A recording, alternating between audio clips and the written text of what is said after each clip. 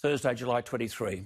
Well, all this coronavirus stuff goes on, doesn't it? You are writing to me in droves, all saying the same thing. Stop talking about the number of people who test positive.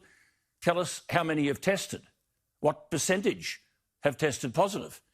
How many cases are critical? What are the ages of these people? What pre-existing conditions do the people have who've been admitted to hospital? How many cases are mild? How many have recovered? We're sick of the headlines.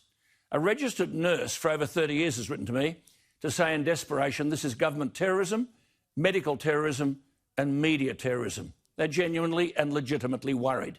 Victorians are being told they could face restrictions until Christmas, as the Andrews government can't differentiate between those who test positive and those who are at risk. Now, if no one else makes the point, I have to. Peter Dunn tested positive. A few months ago, a young bloke who works for me tested positive. You're not about to dive into a coffin if you test positive. And yet here we are, not 6 months on, being told we've got to climb an economic mountain. We didn't create the mountain. This was created by politicians and bureaucrats who have not forfeited a cent. And now the Federal Treasurer tells us we're facing a set of eye-watering figures. Eye-watering indeed. A budget deficit of about $300 billion, gross debt heading to $1 trillion. It's enough to make you vomit. Tony Abbott made the point as to what should have underpinned all of our responses to the coronavirus crisis, namely the extent to which saving lives should or should not take precedence over preserving the economy. Who's worried about the young people, 15 to 24? The Reserve Bank Governor Philip Lowe rightly says that young people have disproportionately borne the job losses and associated mental health pressures. What is the cost of that to the nation? Young people are heavily represented in things like hospitality, recreation, retail and the arts, while in no way minimising the loss of employment that has occurred across all age groups. For younger Australians, the crisis comes when they're transitioning from study to work. They've got no on-the-job experience. They most probably have HECS debt. They may well be paying rent. The prospects of ever owning a home are non-existent, and financial pressures cause mental health issues. So does social isolation. Then we're told the pressure on the banks will intensify because a UBS analyst reported on Monday many small businesses will fold during 2021 when the stimulus is removed. What the hell does that do to our unemployment and economic growth? Deloitte Access Economics said earlier this week that almost 10% of the nation's businesses were at, quote, high risk of failure come September. Now, governments have been long warned these would be the consequences. I'm not being wise after the event, but way back in April, I drew attention to the comments of Professor John Ioannidis, the Professor of Medicine and Professor of Epidemiology and Population Health at Stanford University School of Medicine. Would he know something?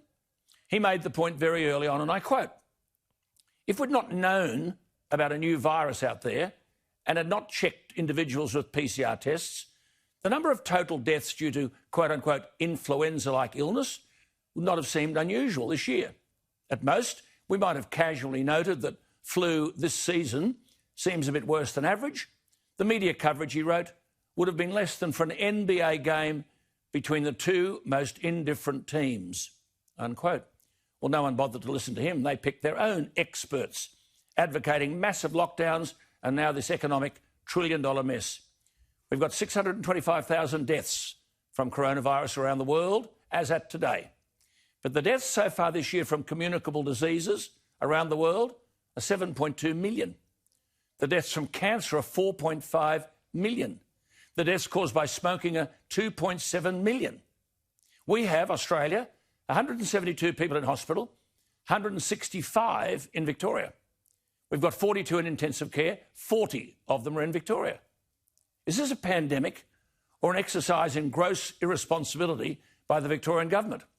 I said earlier this week, and I repeat it, why doesn't someone tell us whether the aim of the exercise is to reduce all risk to zero?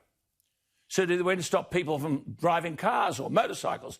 Do we stop someone having a child or climbing a mountain or jumping off a cliff into the water? Everyone in a face mask, everyone to be tested, everyone to be frightened out of their wits?